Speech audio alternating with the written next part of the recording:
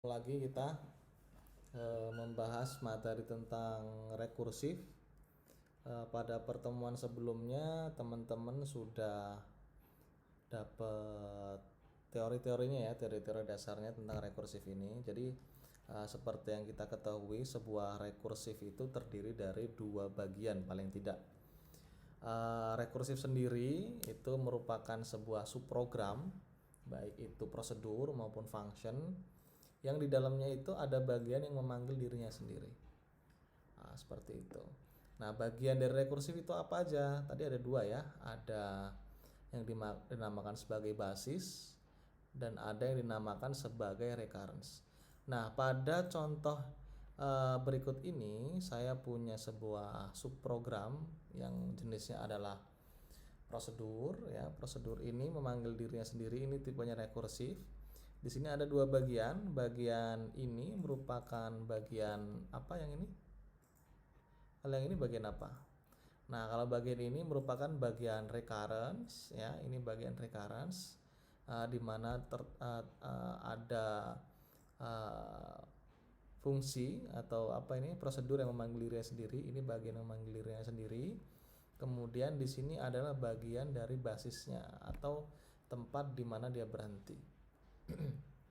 Jadi prosedur ini akan rekursif ini akan tetap berjalan dengan kondisi jika kondisinya nilai n-nya ya, parameter n-nya ini lebih besar atau sama dengan 1. Nah, selama n-nya lebih besar atau sama dengan 1, maka si rekursif ini akan terus berjalan. Nah, ini recurrence-nya di sini. Kemudian dia akan berhenti jika apa? Jika n-nya ini ya, n-nya ini lebih kecil daripada 1. Kalau kita lihat di sini bagian recurrence ini nilai n-nya ini akan dikurangi terus. Setiap siklusnya akan dikurangi terus minus 1, sehingga suatu saat kalau di sini dipanggil dengan parameternya itu adalah 5, suatu saat diharapkan dia akan mengecil ya, nilai n ini akan mengecil sehingga suatu saat akan menuju ke nilai n yang lebih kecil daripada 1 atau basis di sini ya. Nah, pada kondisi tersebut si rekursifnya itu akan berhenti. Oke. Ini rekursif yang saya miliki. Nah, ketika saya punya kode program seperti ini, kira-kira hasil eksekusinya itu apa kira-kira? Ada yang tahu nggak kira-kira hasil eksekusinya apa? Ada yang tahu? Oke, kita lihat ya. Kita lihat hasil eksekusinya seperti apa. Apakah tebakan kalian benar? Nah, coba kita lihat. Oke, hasilnya adalah 0, 1, 2, 3, 4, 5. Nah, kenapa kok outputnya seperti ini? Aneh ya? Ya, memang aneh karena nama prosedurnya juga aneh gitu kan, maka outputnya juga aneh. Nah, tapi ini sebenarnya tidak akan terlihat aneh kalau kita tahu gitu ya. Nah, coba kita lihat ya. Coba kita lihat kenapa kok bisa seperti ini outputnya. Outputnya seperti ini ya. Outputnya seperti ini. Jadi pada prinsipnya rekursif itu tidak akan berlanjut ke proses yang selanjutnya apabila pekerjaan dia sendiri itu belum selesai. Oke, kita lihat di sini ya. Ini ada bagian recurrence dan ini ada bagian dari basisnya. Kita lihat ketika kita panggil fungsi atau prosedur aneh 5 di sini, maka ini akan masuk ke mana dari tubuh prosedurnya ini? Dia akan masuk ke bagian ini, ke bagian recurrence-nya. Jadi di bagian ini itu ada dua pekerjaan yang akan dilakukan oleh prosedur rekursif ini.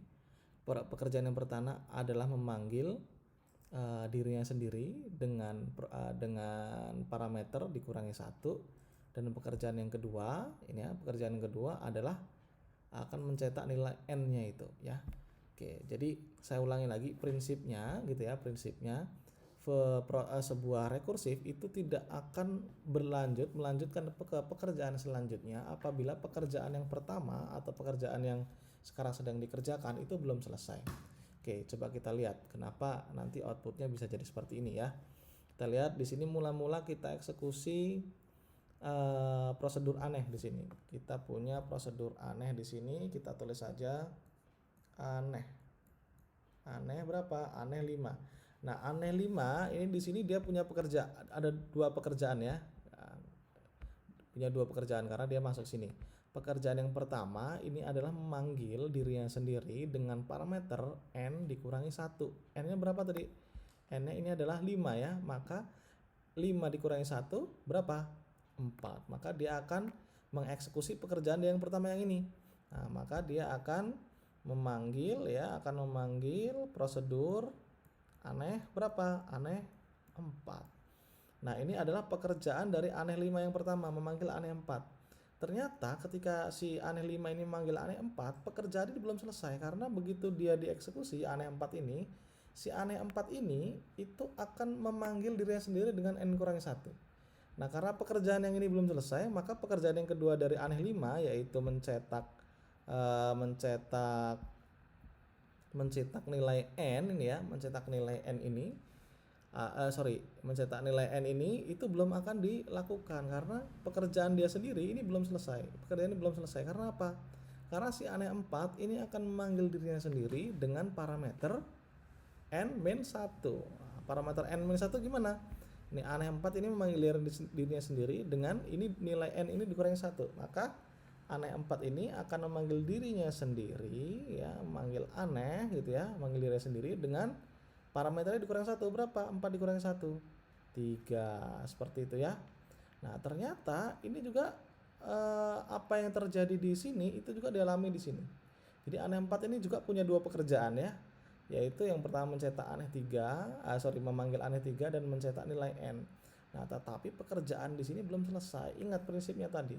Jika pekerjaan yang sedang dilakukan itu belum selesai, dia belum akan beranjak ke pekerjaan selanjutnya. Oleh karena itu di sini aneh 3 itu akan memanggil dirinya sendiri gitu ya. Aneh 3 ini akan memanggil dirinya sendiri aneh begitu ya dengan parameter dikurangi 1 berapa? 2. Seperti itu ya. Kita lihat di sini. Nih, pekerjaan ini nih ya. Jadi selama nilai n yang lebih dari 1 maka itulah pekerjaan yang dilakukan. Nah, si aneh 2 ingat lagi, aneh 2 juga itu punya pekerjaan yang lain. Punya pekerjaan yang sendiri. Pekerjaan dia itu apa? Pekerjaan dia itu adalah memanggil dirinya sendiri gitu ya. Memanggil dirinya sendiri aneh gitu ya. Parameternya berapa? Dikurangi 1. Jadi aneh 1.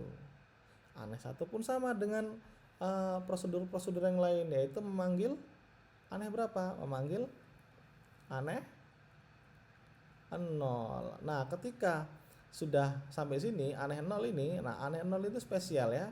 Karena apa? Karena aneh 0, prosedur aneh 0 ini nilai n-nya itu kan 0 gitu ya, nilai n-nya 0, maka dia nggak masuk ke sini ya. Tidak masuk ke blok yang ini. Masuknya ke blok mana? Masuknya ke blok yang sini, blok basis. Jadi ketika dia berhenti memanggil dirinya sendiri, maka aneh 0 di sini gitu ya.